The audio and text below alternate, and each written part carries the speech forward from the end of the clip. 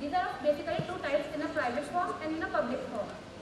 In a private form, warehouse operated by the firm own the product, that is building may be owned or leased. Then in a public form, service company own warehouse and hire out space and services. Classified as general merchandise, refrigerated, bonded, special commodity and household logistics. Warehouse decision that determines handling and storage efficiency across site locations. And the market analysis, property size, zoning restrictions and other factors. Next comes the design, that is the design of the layout. After that is the product mix. It determines the total size and weight of the average order process through the warehouse. After comes the expansion. Expansion consideration may require purchase or option of the site 3 or 5 times the size of the initial structure. Then comes the material handling system. It facilitates maximum product flow. After that, it comes the warehouse layout. It depends on the proposed material handling system and requires development of a plan to facilitate product flow. Then is the warehouse management system. It integrates procedures and software support to standardize support and handling work procedures. It tends to regulate and help improve procedures. Then is the security of the warehouse. It involves protection against damage and loss. After that is the safety and maintenance. It includes maintenance of bulky material handling equipment and damage prevention. Thank you so much. Now, I would like to call upon our next presenter, Aditi Sachdeva and Anchal Panchrathan on the topic Entrepreneurial Challenges of Logistics Related to Supply Chain Management of Amul. Hi Anchal, and I Aditi, we will be throwing some light over the supply chain of Amul milk. Amul is an established group to standardize the process of organizing farmers in the village society. Today, the Amul is symbol of high quality and it is a vast cooperative network.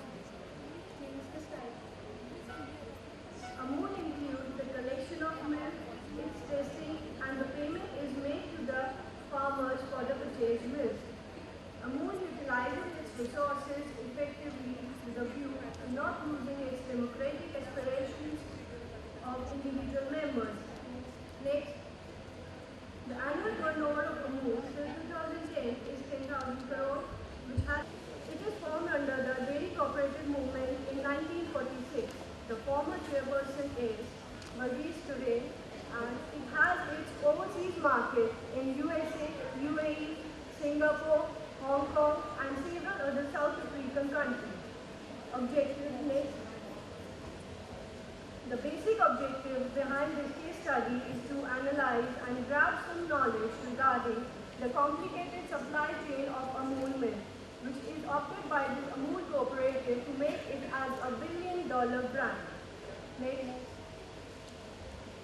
Now we will focus upon the business model of Amul milk, which shows that how every day 7 million liters of milk is collected from 2.6 million farmers and then it is converted into branded and packaged product, which is delivered to 5 lakh retail outlets across the country. Now the further will be continued by Anshul. Amul defending its throne. It is the most largest milk brand in Asia marketing and has taken aggressive move towards its competition. The competitors of Amul are Mother Dairy, Britannia and Nestle, while also defending against names like Mahananda, Vijay, Milliam and other corporate markets. Amul findings. Amul is expanding their processing and packaging capacity to grow its market in Delhi and Mumbai. Mother Dairy is also working on the same ground. Amul is also extending its distribution network to reach new markets. It is also selling its packed milk brand on net too. Some of the suggestions towards Amul milk after the study is, in order to achieve the objective, it has to increase the profit margin of suppliers, retailers and benefit to customers. It should focus on the distribution services channel to retailers in some areas. It should make available the needed stock on time to overcome the problem of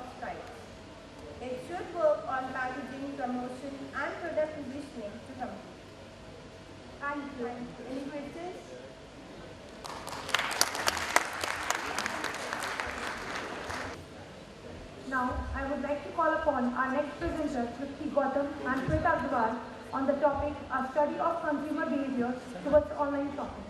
With our presentation, I'd like to ask a few questions. Does anybody shopping? Yes, it is, and our topic is related with this itself. I, Tripti Gautam, with my partner, Shweta Agrawal, present here our topic, a study on consumer behavior towards online shopping. As we all know, there is a major difference in the mindset of the customers of traditional time and nowadays. Nowadays, people have less time and big number of expectations. They want right thing in the right time at the right place. Internet has created a shift in the traditional way people shop. So it was important to analyze the various factors which are challenging for entrepreneurs. Now let's discuss the object and benefit. The purpose of this work was to study what are the factors that influence the online consumer In a vital role, product and logistics. We have analyzed these factors by the study of research paper of Attitude Towards Online Shopping by Gurvinder of Massey University. The factors of product are traditional factors, but through our study, we came to know that nowadays, not even product only, but people are giving due importance to logistics also. The logistic factor have come up as those factors which holds the consumer to buy a product. After identifying these factors, we analyze the consumer behavior towards these factors. After framing the subject, the type, how was to implement. We selected a sample of consumers on the basis of convenience. We collected their feedback through telephone survey and personal survey. Before targeting the exact sample size, we conduct the pilot survey to evaluate how well the questionnaire was understood.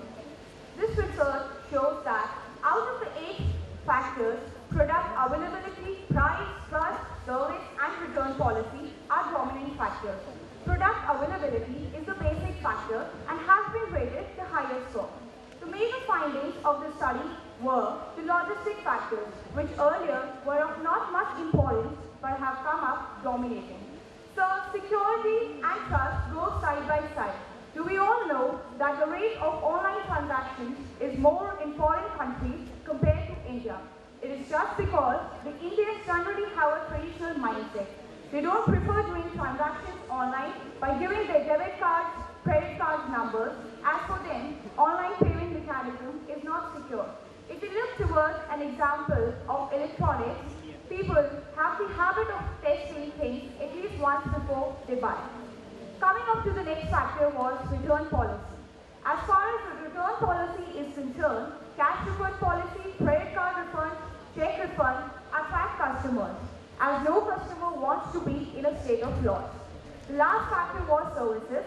It is the most crucial upcoming factor because it can shift the customer to buy competitors' product. Generally, when we pay high price for a product and if problem occurs down the line, we prefer meeting the vendor personally as it gives us the most satisfaction. Why have you suddenly seen the growth like this? What are the reasons behind that? Why do you suddenly see? Why they suddenly flourishing? If we see their last year growth, it's People are 250%. searching for convenience, sir. And online shopping is the basis for providing convenience to the customers. And the basic funda is providing customer satisfaction to earn profit. Online company has been in India for last 15 years, but they have been flourishing for last 2 years. Why? What are the reasons behind it? I just want to know this. Yes, because there are companies who are flourishing these factors and using these factors for their research and implementing it in a better way. Any more questions? Thank you. Now, I would like to call upon our next presenter, Shruti Agrawal, on the topic Entrepreneurial Challenges Faced by McDonald's in India. To present our presentation on the topic Entrepreneurial Challenges Faced by McDonald's in India. Firstly, I would like to discuss the objective of the study. The objective of this paper is to identify how McDonald's India managed to work its run in a struggling economy in early years, and this is a strategy to get more out of its stores in India. The case also briefly discussed how McDonald's adopted to local culture in India, its localization and entry strategy, its strong supply chain and pricing strategy. The objective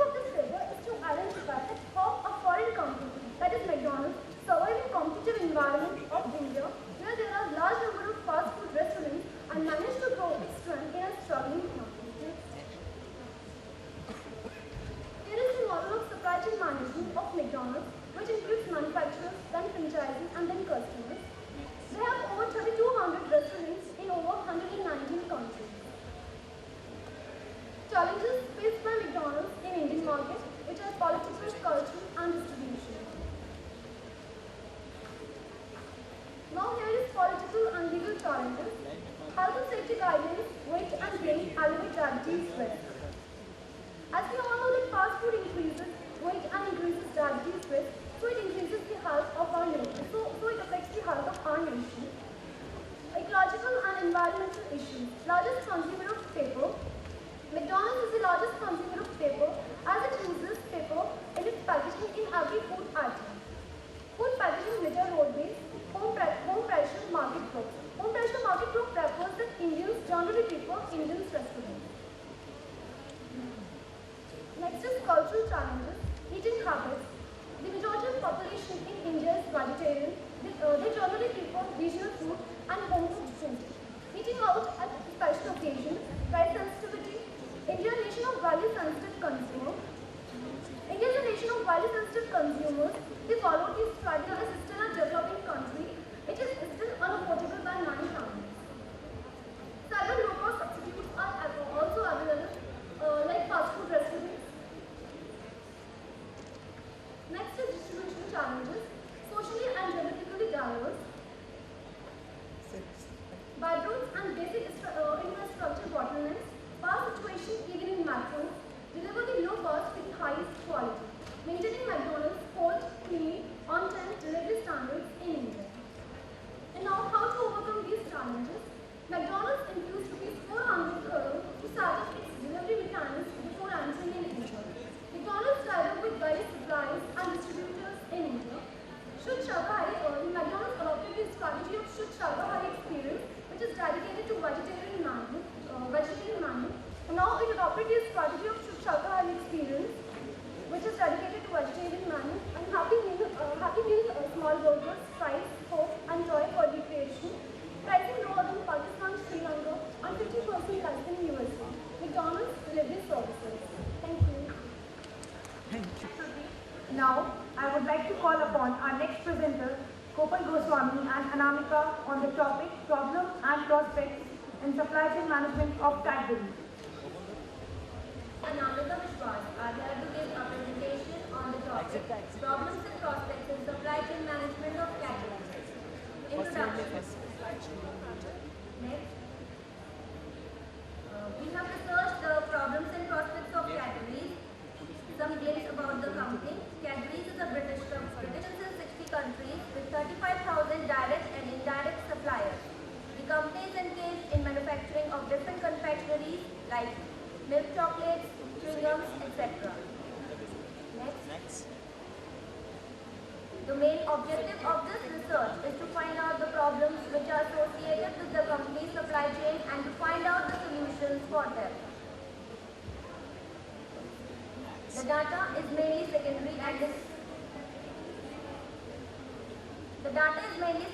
and is collected from information from the online papers and internal research information of the company. Next. Data analysis. Data analysis of different brands' current EBIT ratio is done, and this graph is showing lowest EBIT of Cadbury's in comparison to others. This shows that despite of being the largest food company, Cadbury is having 13.5 of its EBIT ratio, which is much less than others. The main reason behind this is problems associated with the supply chain management of the company. Next. The basic problems which the company faces in its supply chain are improper management of inventories, the transportation problems including shipments, scheduling, etc., extension in global market, problems related to production operations, problems in distribution networks. Further will be continued by Kopal. Let's move on to a solution for the problem. Supply chain should be integrated and should be focused on customers. Improvement should be done on the both demand as well as supply side. The cost of the supply should be reduced. Supplier quality efficiency should be improved. Different measurement scales should be used for the measurement of supply chain from time to time. And all of the information should be reused for further analysis. Now we will see the key competitors of Cadbury. And I, Chenik Mehta, would like who would like to brief you about the distribution channel of Coca-Cola, that how the company is delivering its product in time. Without introduction. As you all are aware of Coca-Cola Company, the Coca-Cola Company is the world's largest company, largest manufacturer, distributor and marketer of non-alcoholic beverage concentrated and syrups in the world, and is one of the largest corporations in the United States.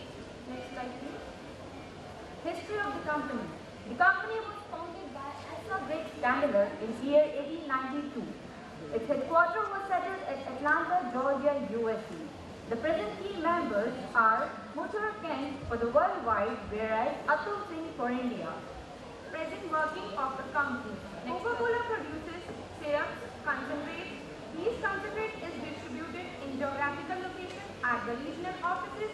These syrups is mixed with other ingredients and further distributed for consumption. Now we will discuss about the evolution of the channel of distribution. Next slide, please. Here we have the different kinds of different channels of distribution. In the first, we can see that there are 3 middlemen, and in next there are 2. Then after that, the company is directly working with the consumer. In this, the entire working of the company is directly dealing with the customers. It is actually helping the company to retain back its more and more profit. Continue. One more. Next. Next. Next. It helps the company to retain back its maximum returns and its minimum input. Products and brands of the company. There are various products and brands which are available by the company from its birth till the time. The Coca-Cola has many products which differentiate it from its competitors. They are Diet Coke, Coke with lemon, Vanilla Coke and Cherry Coke. So if you are asking for Coca-Cola, mini Coca-Cola, there is no other substitute such like that with the limited amount of money. And if you are asking for different substitutes for Coca-Cola, then there are various soft drinks available in the market. But they all are coming under the Coca-Cola company itself. They are manufactured by the Coca-Cola company with different names and different varieties and different flavors as well. Thank you. Any more questions?